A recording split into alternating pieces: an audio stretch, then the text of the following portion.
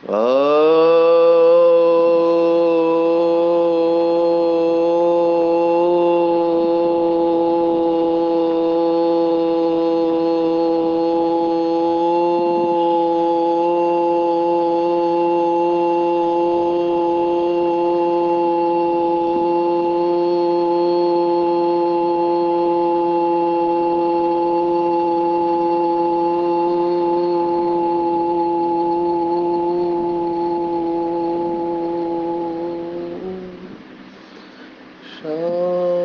शांति। आज 16 जून 2022 भारत में सद्गुरुवार है। Today is 16th June 2022 and it's Thursday in Bharat. आज की मुरली का जादुई रहस्य स्वयं को प्रेरणा देने के लिए magical secrets of today's murli for motivating the self.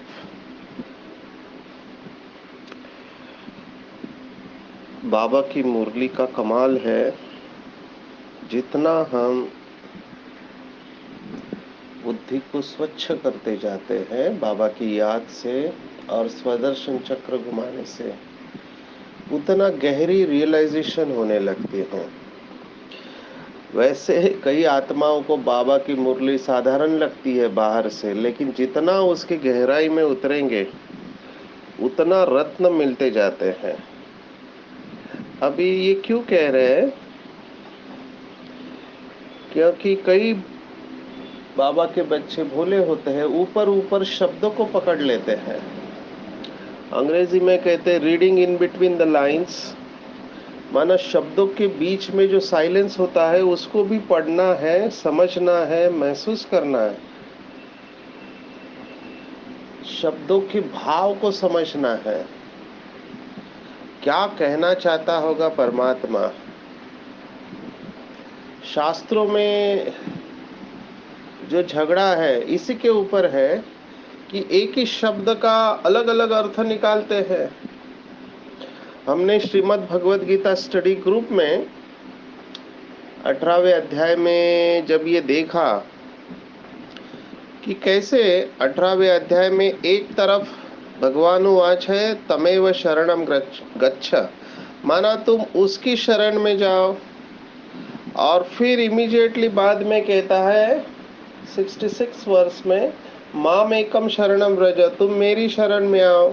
अभी उसकी शरण में जाने वाला का अर्थ यहाँ पर हम ऐसा ले सकते हैं कि उसकी शरण में जाने वाला जाओ, ये कहने वाला ब्रह्मा बाबा है, क्योंकि ब्रह्मा बाबा कभी ये कह नहीं सकता कि मेरी शरण में आओ। जैसे आज की मुरली में कहा ना कि ये ब्रह्मा भी कानों से खुद सुनता है, तो उसकी शरण में जाओ ये कहने वाला ब्रह्मा बाबा है, और मेरी शरण में आओ ये कहने वाला शिव बाबा है। तो हमने जब ये श्रीमद् भगवद गीता स्टडी ग्रुप में ये बात बताई, इसका मतलब दो लोग हैं जिन्होंने भगवद गीता सुनाई।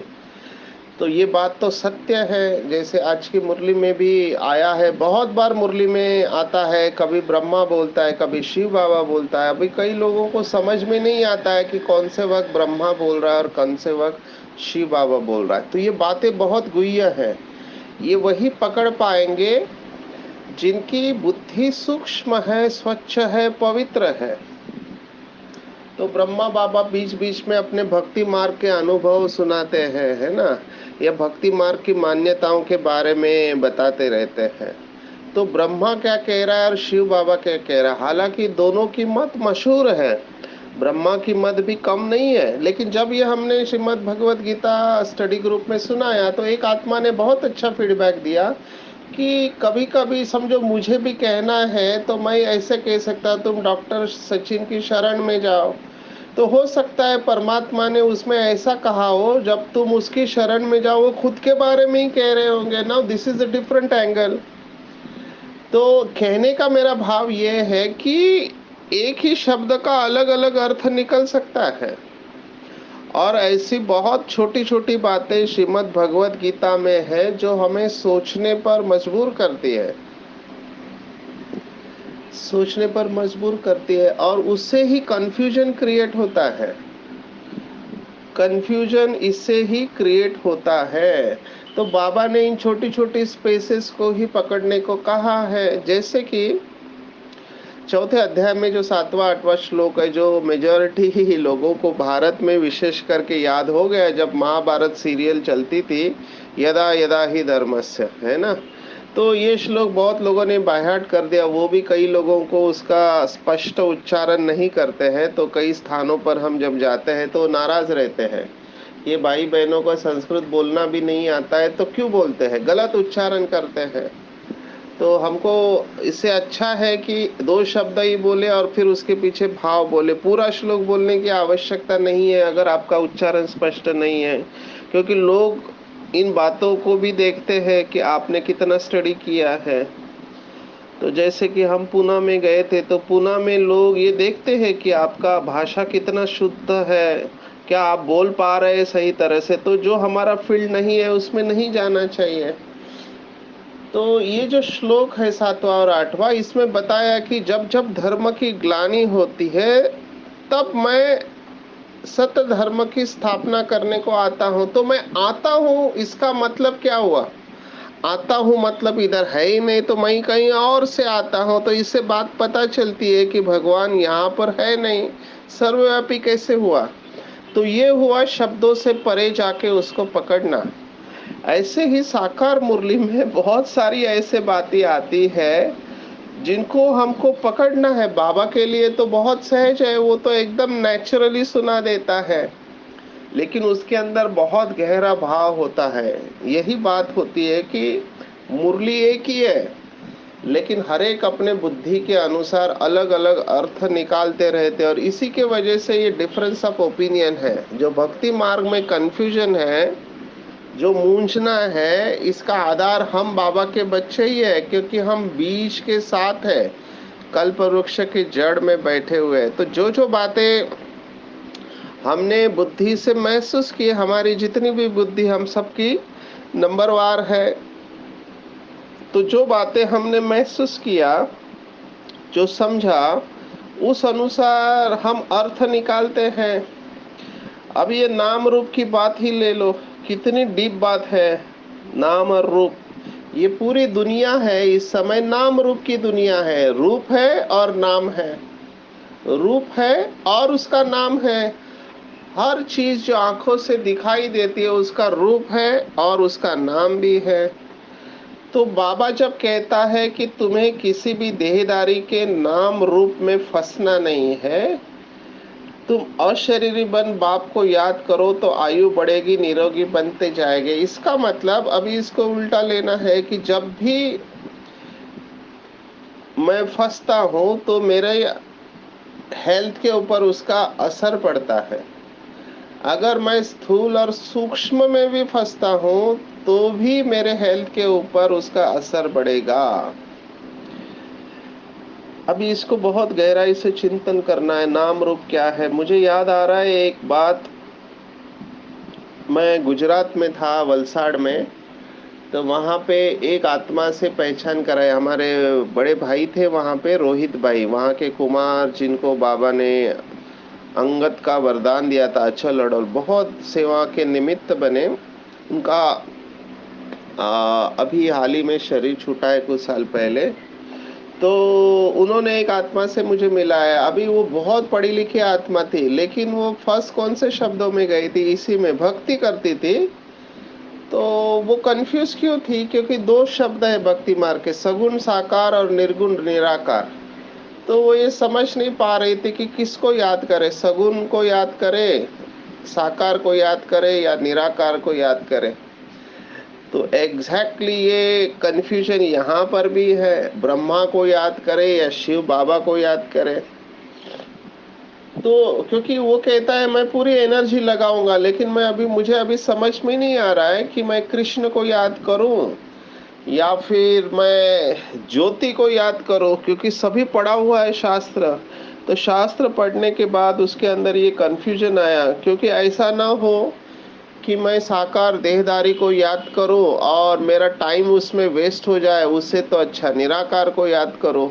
लेकिन फिर कहता है कि निराकार बुद्धि में बैठता नहीं है, साकार तो साक्षात उसका स्वरूप है, वो सामने दिखाई देता है, उसके नयन चयन है ना। तो उसको याद करना बहुत इजी है, उससे बातें करना इजी है, उसको गले लगाना इजी है, तो साकार भक्ति मेरे लिए इजी लगती है। लेकिन ऐसा ना हो कि मैं साकार भक्ति करते मैं निराकार को मिस कर दूं। तो देखो बेचारे के ऊपर मुझे इतना रहम आया, क्योंकि उसको ज्ञान तो समझ में आ गया था बुद्धि, लेकिन वो कंफ्यूजन में था। अभी यही नाम रूप की बात है। ये ब्रह्मा बाबा दिखाई देता है, शिव बाबा दिखाई नहीं देता है, तो जो दिखाई नहीं देता है उसको आप कैसे प्यार करोगे? बहुत कठिन है बिंदु को याद करके उसके साथ सब रिश्ते निभाना। तो ये जो बात आई है कि सभी रिश्ते उस एक साथ के एक बाप के साथ में हो, तो कई लोग मुझे पूछते, इवन मुझे भी इस बात के ऊपर थोड़ा डाउट था।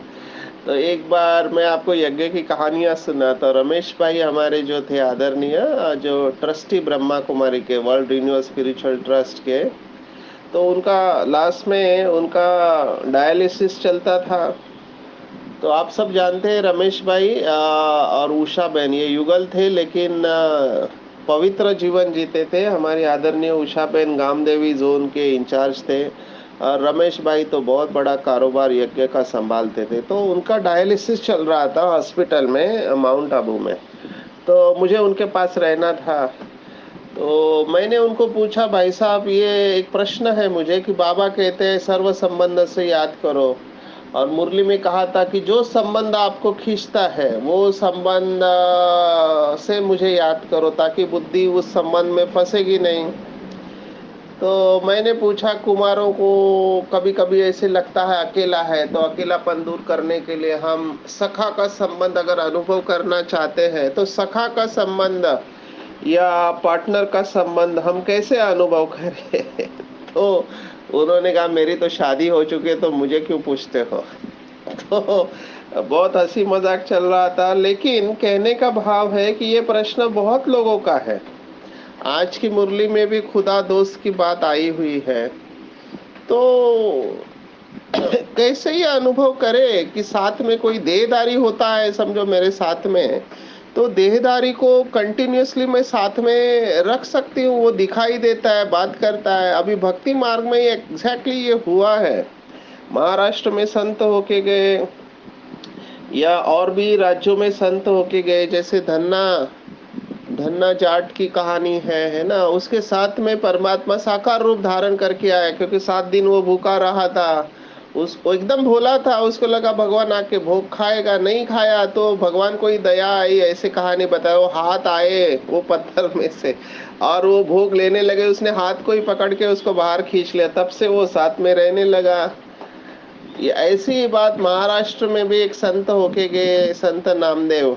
तो बेचारा छोटा बच्चा भगवान को भोग लगाने गया, उसकी बहुत भावना थी, खाएगा खाएगा, खाया नहीं, तो ये भी भूखा रहा। तो आखिर में भगवान को दया आई और वो खाने लगे उसके हाथ से, रोज खिलाता था। तो ऐसे भगवान ने साथ का अनुभव कराया। जैसे मीरा का भी गायन है ना, कि वो साथ में अनुभव करती थी, पर वो साकार में अनुभव करते थे। रामकृष्ण परमहंस की हमने बात की, वो भी देवी से साक्षात बात करते थे, वो जिंदा हो जाती थी। तो ये क्या है? क्या ये मन का खेल है? क्योंकि अभी वर्तमान समय का साइंस ये कहता है कि आप जिसके बारे में चिंतन करते हो वो मूर्ति आपके सामने खड़ी हो जाती है। और यहाँ पर थोड़ा डिफरेंस ऑफ ओपिनियन है, आपको थोड़े अंदर की बात बता देता हूँ। अगर आप किसी भी डॉक्टर के पास गए, खास करके साइकियाट्रिस्ट डॉक्टर के पास, और आप कहते हो कि मुझे ना मेरे सामने ब्रह्मा बाबा खड़ा दिखाई देता है, वो मेरे से बातें करता है, मेरे साथ रहता है, तो उसको हम साइकियाट्री की भाषा में कहते हैं हॉल्यूसिनेशन। माना ये मन का वहम है, आपको कोई देहधारी दिखाई दे, किसी को कृष्ण दिखाई देता है, किसी को ब्रह्मा दिखाई देता है, किसी को और कोई दिखाई देता होगा, राधे वगैरह, तो वो समझेंगे ये पागल है। अब ये कैसे सिद्ध करे जो आपके साथ में है वो साक्षात है, ये आपके मन का वहम है। तो साइकियाट्री में हम इनको साइकोसिस की दवाई देते हैं कि इसका वहम दूर हो जाए। अभी कुछ केसेस होते भी ऐसे हैं जिसमें उनको भूत दिखाई देता है या कोई देव आत्मा या गुरु दिखाई देता है। अभी इसको सिद्ध करना बहुत मुश्किल है, क्योंकि उस व्यक्ति को ही दिखाई देता है और किसी को दिखाई नहीं देता है। जैसे हमारे ज्ञान में बहुत सारी ऐसी आत्माएं जिनको शिव बाबा और ब्रह्मा बाबा, एक एक माता है जिसको ब्रह्मा प्रवेश करते दिखाई देता है और शिव बाबा की लाइट भी दिखाई देती है।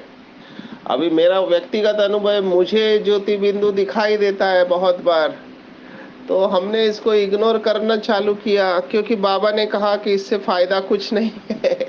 बात आ रही थी कि भगवान को साथ का अनुभव कैसे करना है, तो नाम रूप में नहीं फंसना है, लेकिन एट द सेम टाइम भगवान को विभिन्न रूपों में याद करना है ताकि वो आपका कंपेनियन बनकर रहे। तो यहाँ पर बाबा जो कह रहा है नाम रूप में नहीं फंसना है, ये दो रूप से कह रहा है।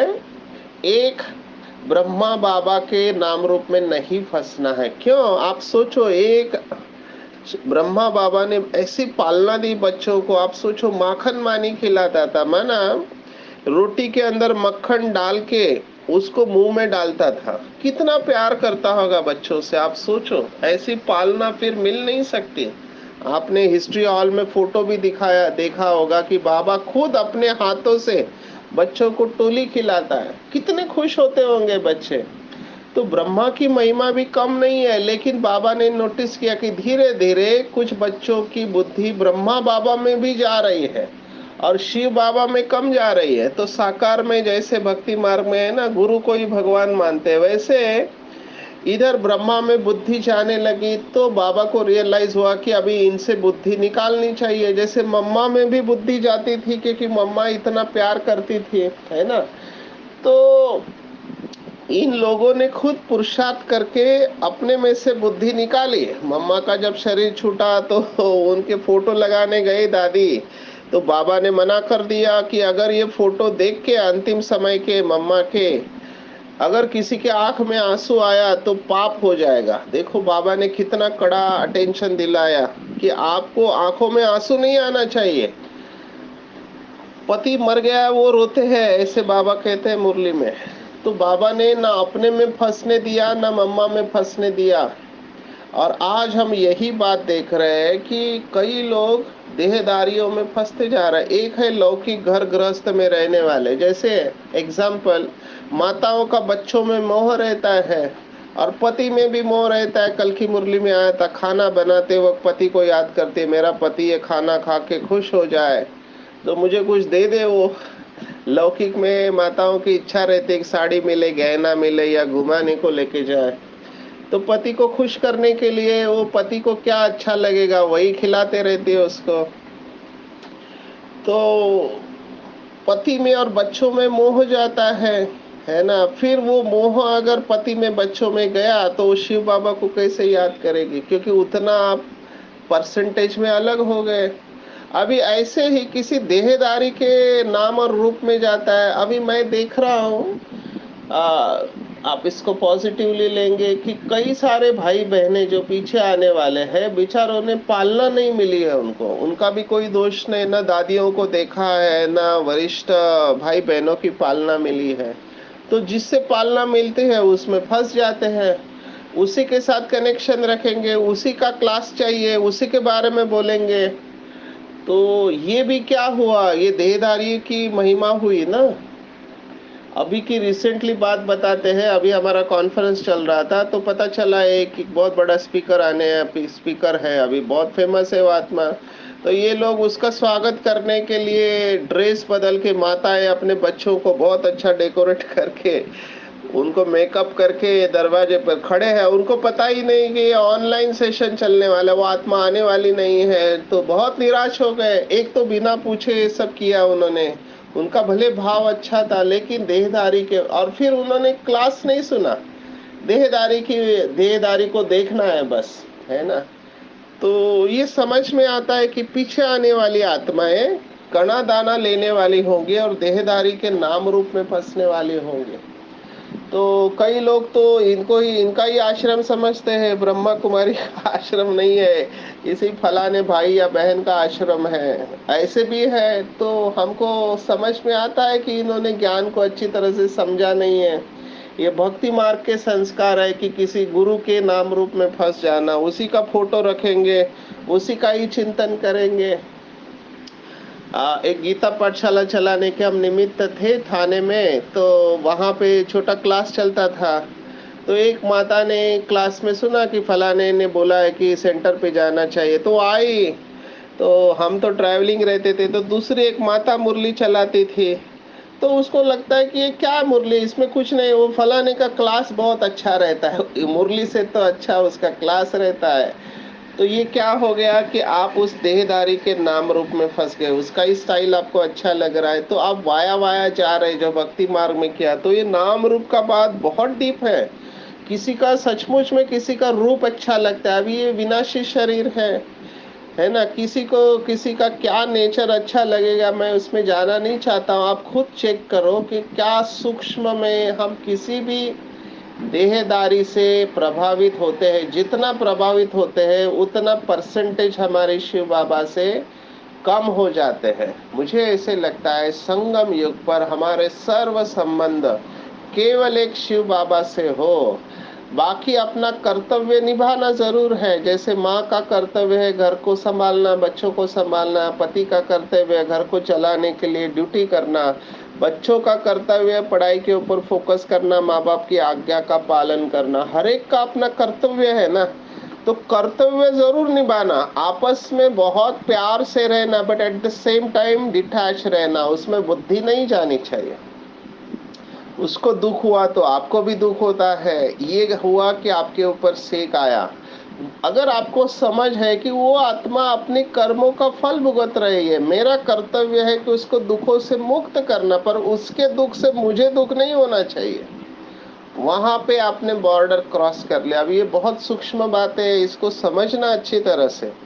जैसे मैं एग्जांपल देता हूँ ब्रह्मा बाप का, जो हमारे यज्ञ के साथ में बाबा के आए थे, अकाउंट संभालते थे, पूरा यज्ञ को ही संभालते थे, बैकअप हम कहते भाऊ विश्व किशोर। तो वो जब बीमार पड़े तो बाबा उनके ऊपर बहुत इज्जत रखता था कि ये बहुत अच्छा बच्चा है। तो वो बीमार पड़े तो बाबा ने उनके लिए रात भर जाग के, वो मुंबई में थे, बाबा ने मधुबन से उनके लिए योग किया तो उनका दर्द ठीक रहा, है ना। लेकिन फिर बाबा उससे डिटैच हो गए। तो बाबा ने अपना कर्तव्य जरूर किया, फिर बाद में डिटैच हो गए उससे। तो हमको अपना कर्तव्य जरूर निभाना है, लेकिन उसमें बुद्धि नहीं जानी चाहिए। इसलिए नाम रूप को बहुत अच्छी तरह से समझना है। और ऐसे बच्चों को ही बाबा ने सेंसिबल कहा है। सेंसिबल माना समझदार। और ये बात बहुत गहराई से समझना है। समझदार बनना मासी का घर नहीं है। मुझे तो वंडर लगता है कई भाई बहने अपने को सेंसिबल समझते हैं पर होते नहीं है। एक्सपर्ट कमेंट्स देते रहते हैं। एक्सपर्ट कमेंट्स क्या करते हैं, इसको ऐसा करना चाहिए, उसको वैसा करना चाहिए, ये ठीक नहीं है, वो ठीक नहीं है। So these are expert comments. लेकिन वो ये नहीं समझते जो आज बाबा ने कहा ना, पहले स्वयं में धारण कर फिर दूसरों को कराना है। मैं हमेशा अपने सेशन में ये बात कहता, it is very easy to criticise but it is very difficult to appreciate. माना दूसरों के ऊपर टीका करना बहुत सहज होता है, पर दूसरों को अप्रिशिएट करना कठिन होता है। बाबा भी मुरली में कभी भी बच्चों की कमी कमजोरियां सीधा नहीं बताते थे, और कभी बताया तो फिर बाबा प्यार से कहते थे कि आज गरम गरम हलवा खिलाया है। तो बाबा को पता है कि ये बातें से कुछ बच्चे जो कमजोर होते हैं वो मुरझा जाएंगे। तो बाबा का तरीका था कि पहले विशेषता सुनाते थे, उनके अंदर पहले शक्ति भरते थे और फिर धीरे से कहते थे कि बच्चे अगर ये बात के ऊपर आपने विजय प्राप्त कर ली तो आप माला में आ जाएंगे। तो वो बात फिर हर्ट नहीं फील करते थे, ठीक है ना।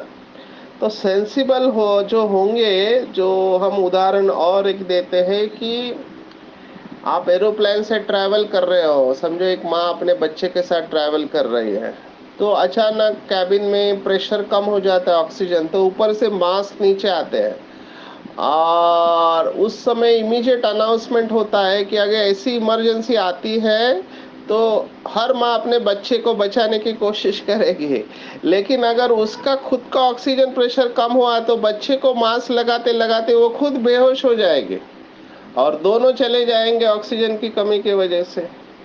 तो उस समय अनाउंसमेंट में या वो जो डेमो देते हैं शुरुआत में, उसमें ये बताया जाता है कि दूसरों को मास्क लगाने से पहले खुद का मास्क ठीक करे। बाबा यही बात कह रहा है आज के मुरली में कि दूसरों को धारणा कराने से पहले खुद अपने अंदर धारणा करो, बादल भरकर जाकर फिर वर्षा करना है। तो वही आने चाहिए। बाबा कहता है कि जो योग में अच्छी तरह रहकर वायुमंडल को पावरफुल बनाए। चेक करें, मुझे तो बहुत वंडर लगता है, जो आत्मा अंदर से खाली रहती है और जिसकी नजर कमी कमजोरियों पर रहते हैं, वो खुद भी परेशान रहते हैं, दूसरों को भी परेशान करते हैं। आपको कितना इसके ऊपर समझाऊं। कल भी मुरली में आया था, hear no evil, see no evil, talk no evil. कुछ आत्माएं इतनी नाराज होती है देहदारियों से या यज्ञ से, हमेशा निगेटिविटी की बातें सुनाते रहते हैं। मैं बहुत जगह पर सेवा के लिए जाता हूँ तो मुझसे अकेले में मिलते हैं और मुझे बोलते हैं, जैसे ही कहा उन्होंने कि सचिन भाई आपको पता नहीं यहाँ क्या चलता है, जैसे ही वाक्य उनके मुख से आया मैं हाथ जोड़ता और उनको कहता हूँ बताना भी मत, मैं जानना भी नहीं चाहता हूँ कि यहाँ क्या चलता है। ये क्या है, आगे वो क्या सुनाने वाली आत्मा मुझे पता है, वो झरमुई झगमुई की बातें होगी कि फलाना ऐसे करता है, फलानी ऐसे करती है, ये इतने पुराने होके ऐसे करते हैं। मैं उनको एक ही सवाल पूछता हूँ, आग लगी है तो क्या करना चाहिए?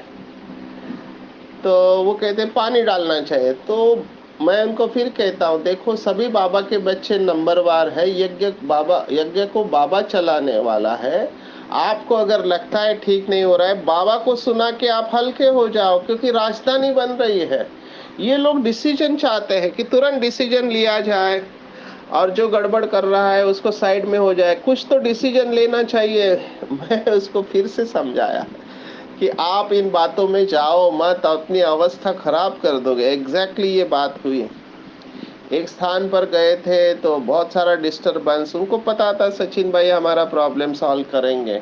आए मेरे पास, मुझे बोला सचिन भाई यहाँ ऐसे हुआ वैसे हुआ, इसको निकाल देना चाहिए, जो भी है। मैंने पहले ध्यान से सुना, फिर उनको प्रश्न पूछा कि आप बाबा के पास किस लिए आए हो? तो सभी ने कहा हम तो अपना वर्षा लेने को आए हैं, है ना, कर्मातीत बनने के लिए वगैरह वगैरह। मैंने कहा ये सब करने से आपको लगता है आपका वर्षा आपको मिलेगा? बोला नहीं, लेकिन कुछ नियम तो होने चाहिए। मैंने कहा शांत रहो, शांत रहो। हम परिवार से है ना, एक परिवार के, तो एक दूसरे को सहयोग देना चाहिए, शांति का, है ना। युक्ति से चलो, आप बाबा को याद करो, बाबा के सामने रखो। बाबा हर एक का टीवी हर सेकंड देखता रहता है, बाबा को पता है क्या चल रहा है ना। तो उनको बहुत समझाया लेकिन नहीं समझा, और आखिर में वही हुआ जो होना चाहिए। उस आत्मा को कुछ नहीं हुआ, ये इन में से कुछ आत्माओं ने बाबा का हाथ छोड़ दिया। अभी इस सब बातों में नहीं जाते तो बचे रहते थे। लेकिन मैं फिर से कह रहा हूँ, ये बहुत ट्रिकी सिचुएशन है हमको। मैं ये नहीं कह रहा हूँ कि कुछ गलत दिखाई दे रहा है तो कुछ करना नहीं चाहिए। मैं ये कह रहा हूँ कि शुभ भावना और शुभ कामना, मेरा अनुभव ये है, ये बहुत बड़ा अस्त्र हमारे पास है। तो सेंसिबल इसी को कहते हैं, शुभ भावना और शुभ कामना से चलना। राजधानी बन रही है, राजधानी में सभी की जरूरत है। राजा भी चाहिए, रॉयल फैमिली भी चाहिए, साहूकार भी चाहिए, रॉयल प्रजा, उसकी प्रजा, फिर चांडाल भी चाहिए। अगर कोई आत्मा ऐसा कुछ करती है जो नहीं करना चाहिए श्रीमत के अनुसार, इसका मतलब वो उस कैटेगरी की है। हमको ये देखना चाहिए कि क्या मैं बाबा की याद में रहता हूँ, क्या मैंने अपने विकर्म विनाश किए हैं, क्या मेरी मोह की रग चारों तरफ से निकल चुकी है? क्या मैं अभी अशरीरी बन सकता हूँ सेकंड में? बहुत सारे प्रश्न पूछते हैं मुझे, तो मैं उनको एक ही कहता हूँ, आपको फुल स्टॉप कितना जल्दी लगता है, अशरीरी बनने में कितना टाइम लगता है, आप अपनी चेकिंग करो, है ना। दूसरों के बारे में शुभ भावना रखो, पढ़ाई पर पूरा ध्यान देना चाहिए और कृपा आशीर्वाद मांगनी ही नहीं है। कई लोग लौकिक के नियम यहाँ पे फॉलो करते हैं कि बड़ों को खुश करने की कोशिश करते हैं। बड़े भी अगर समझदार नहीं रहे तो इनकी बातों में आ जाते हैं। कई लोग मीठा बोलने में होशियार रहते हैं तो उनको ऐसे लगता है कि ये करने से हमारा वंश पत रहेगा, लेकिन उसके साथ आपके अंदर विशेषता भी होना चाहिए, है ना। बेहद का वैराग्य होना चाहिए, शरीर से डिटैच होने का अभ्यास होना चाहिए। तो कमजोरी आती क्यों है? तो कमजोरी आती है सत का संग से दूर चले जाते हैं। मुझे बहुत लोग पूछते हैं, कल भी किसी ने पूछा कि क्या टेस्ट है, कैसे चेक करें कि हम सही रास्ते पर है। तो सत का संग अगर हमारे पास है तो कमजोरी आ नहीं सकती है, ऐसे बाबा ने कहा। इसलिए सत्संग का महत्व है। तो सदा सत्संग में रहने वाले कमजोरियों को समाप्त करते हैं और वो सहज योगी रहते, सहज ज्ञानी रहते, हमेशा प्रसन्न रहते हैं। वो प्रशंसा का त्याग कर देते हैं, क्योंकि उनको पता चलता है कि प्रशंसा को स्वीकार किया तो अपमान को भी स्वीकार करना पड़ेगा। कुछ बाबा के बच्चे मैं देख रहा हूँ, उनको जल्दी अपमान की फीलिंग आती है, क्योंकि सब उनको रेस्पेक्ट देते, एक ने रेस्पेक्ट नहीं दिया, दो तीन ने, वो हर्ट फील करते हैं, क्योंकि उन्होंने महिमा को स्वीकार किया रहता है, इसलिए अपमान भी स्वीकार करना पड़ता है। तो आज 16 जून 2022, आज की मुरली के ऊपर मेडिटेशन। अपने आप को हल्का छोड़ देना है, आरामदायक स्थिति में लेके जाना है। ध्यान दो आंखों के बीच में महसूस करेंगे इस शरीर से भिन्न चैतन्य शक्ति आत्मा हूँ, मालिक हूँ इस शरीर की, लाइट हूँ, परमधाम निवासी हूँ।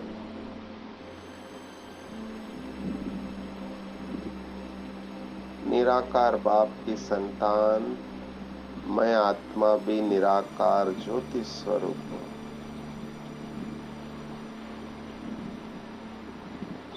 ज्योति स्वरूप शिव बाबा से मेरे अंदर निरंतर ज्ञान, गुण और शक्तियां प्रवाहित हो रही है। निराकार शिव बाबा पतित पावन है, उससे लेजर रूपी किरणें अति शक्तिशाली मुझ आत्मा के ऊपर आ रही है और मेरे जन्म जन्मांतर के पाप कर्म भस्म हो चुके हैं। मैं आत्मा स्वच्छ और पवित्र बनते जा रहा हूँ।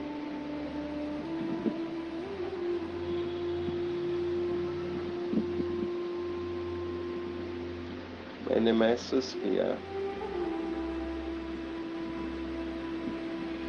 कि जितनी ज्ञान, गुण और शक्तियां मेरे अंदर प्रवेश कर रहे हैं, उतना मेरा पुरानी दुनिया से बुद्धियोग हटता जा रहा है। मेरे सर्व संबंध एक निराकार बाप के साथ है, वही मेरा सच्चा साथी है। शांति के सागर शिव बाबा से शांति का प्रकाश मेरे अंदर प्रवेश कर रहा है। ये शांति के वाइब्रेशन चारों तरफ विश्व में फैल रहे हैं।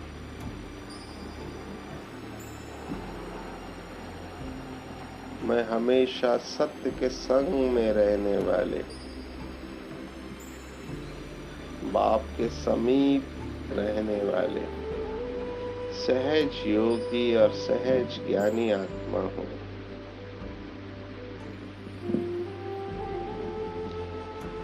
निराकार शिव बाबा को याद करने से अपने आप मेरे ऊपर कृपा हो रही है।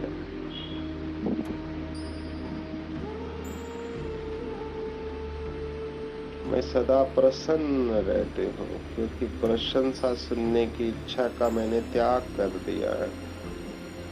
स्वयं भगवान मेरी प्रशंसा करता है तो मुझे और किसी के प्रशंसा की आवश्यकता ही नहीं है। मैं रिलैक्स हूँ, प्रसन्न हूँ, शांत हूँ। मेरी मोह की रगें टूट चुकी है। मैं एक बाप के साथ हमेशा कंबाइंड हूँ, लाइट और माइट हूँ। ओम शांति शांति शांति। सर्वशक्तिवान बाप हमेशा मेरे साथ है। उसने अपना वरदानी हाथ मेरे सिर के ऊपर रखा है। बाप दादा मुझे दृष्टि दे रहे हैं और मुझे कह रहे हैं कि बच्चे तुम मेरे हो। तुमने कल्प कल्प अपना तन मन धन समय श्वास संकल्प सब कुछ मुझे अर्पण किया है। तुम किसी के भी नाम रूप में फंस नहीं सकते हो, क्योंकि तुम कल्प कल्प के विजयी रतन और सेंसिबल आत्मा हो। मेरी सर्व शक्तियां तुम्हारे साथ है, इसलिए चारों तरफ शांति के प्रकंपन फैलाने के निमित्त हो। तुम हमेशा मेरे संग रहते हो, इसलिए सहज योगी और सहज ज्ञानी हो। हमेशा ऐसे ही प्रसन्न रहो, क्योंकि मैं भगवान तुम्हारी महिमा करता हूँ। तुम्हें किसी भी देहदारी की प्रशंसा की जरूरत नहीं है। तुमने विश्व की अनेक आत्माओं का कल्याण किया है। तुम्हारी विजय निश्चित है। बाबा से पावरफुल दृष्टि लेकर बाबा की बाहों में समाते जा रही हूँ और बाबा को कह रही हूँ, मैं आत्मा, कि बाबा मैं जो हूँ जैसी हूँ तुम्हारी थी, तुम्हारी हूँ और सदा तुम्हारी बनी रहूंगी। बाबा मुझे कुछ नहीं चाहिए, बस मुझे आपके संग ही रहना है। मेरा बाबा, मीठा बाबा, प्यारा बाबा, दुलारा बाबा, सच्चा बाबा और अच्छा बाबा, दयालु बाबा, कृपालु बाबा, वाह बाबा, शुक्रिया बाबा, शुक्रिया। अच्छा, ओम शांति।